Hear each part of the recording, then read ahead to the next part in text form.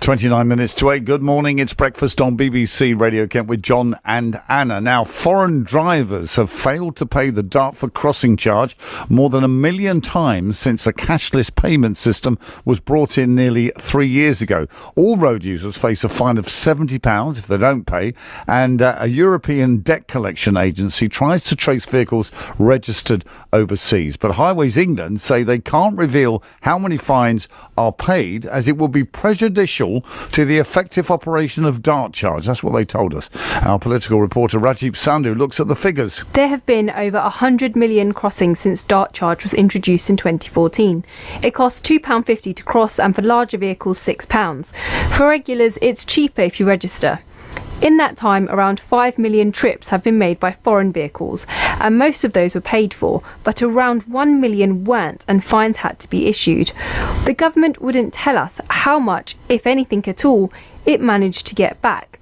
But on rough calculations, a fine is £70, so that would be £81 million lost. And it could be higher, because the longer a fine isn't paid, the more it costs. Well, here's what some people thought in Medway. We were told years ago, I'm an ex-Dartford resident, and I used to, they told us years ago that it was going to be free after a while, and they all lied. And yeah, of course it does, big time.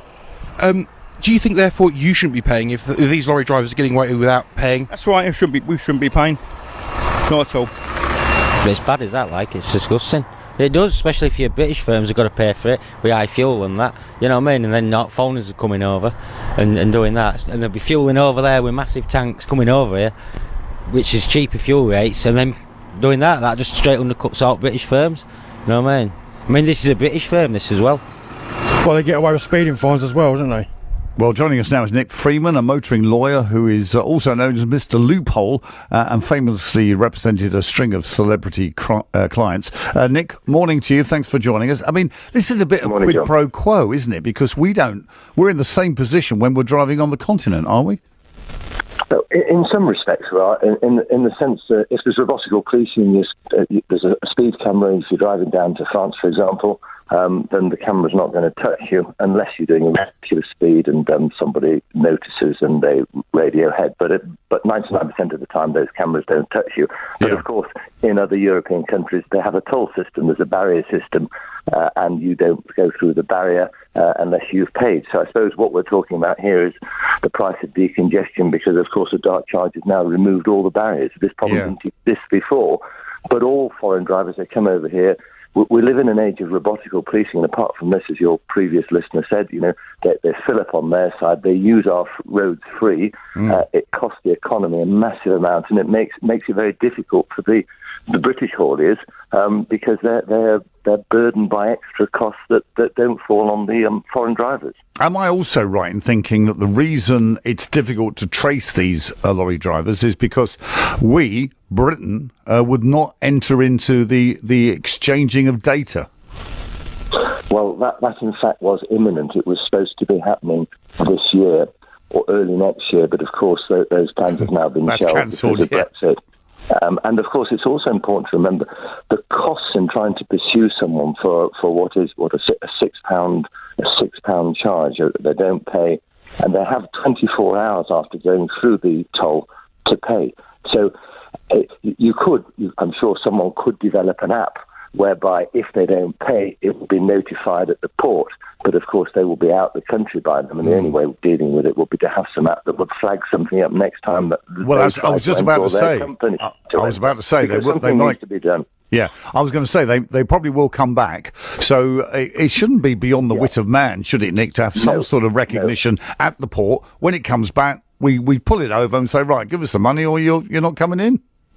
Absolutely right. The charge is outstanding. You want to come in, you pay this, and you pay administrative costs as well, because we're being soft and stupid, and it costs this economy too much money that it can ill afford. And as you rightly say, it's something that should be sorted without too much difficulty. Some simple app that notifies at a border control, this is outstanding, please deal with it either before you leave or if you want to enter the country again. So we have it for passports. Passports. Yeah, exactly. Why can't we have it? Why can't we have it? And we have. We don't even need to know. We just need the number. That's all we need. We've got automatic ANPR. Plates.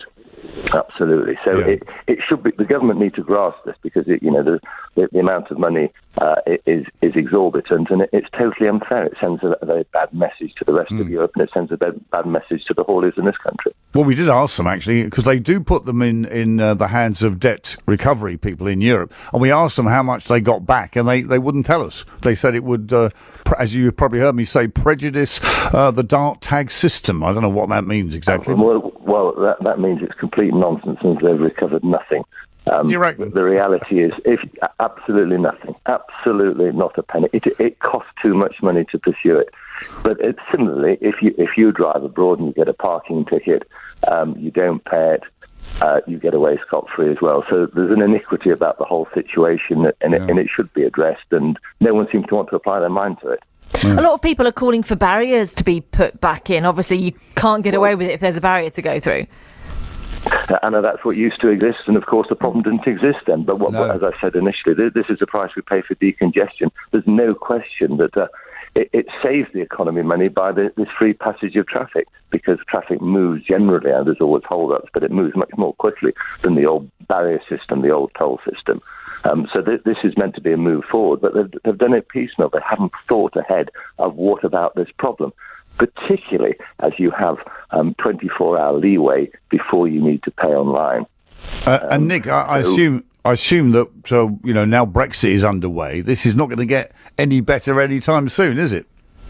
Well, the ball's in our court, and there's nothing. There's no reason on this earth why someone in the government can't impose a system that I suggested earlier, whereby if somebody's going to stay in the country for more than 24 hours, if they're going south over the Dartford, over the bridge, then of course they'll be out. But if they want to come back, they have to pay, otherwise they're turned away. And similarly, if people are in the country coming in and they don't pay on the way in, well, then they can't leave. But because you can bet your bottom dollar, if they don't pay on the way in, they're not going to pay on the way out either. And it's not. We're not talking. We're talking about two-way traffic of about £12, £13. It's not an exorbitant amount, is it? No. But of course, once they're alive to it, well, it's a saving. And the point is, that there are millions and millions of foreign drivers who come over to this country and they pay nothing to use our roads. We go abroad, we have to pay. Lovely, Nick. Thank you very much indeed. Nick Freeman, motoring lawyer, speaking there about foreign lorry drivers not paying the dart charge and then not being chased up afterwards. And we'd love to get your thoughts on that. Please do give us a call and let us know.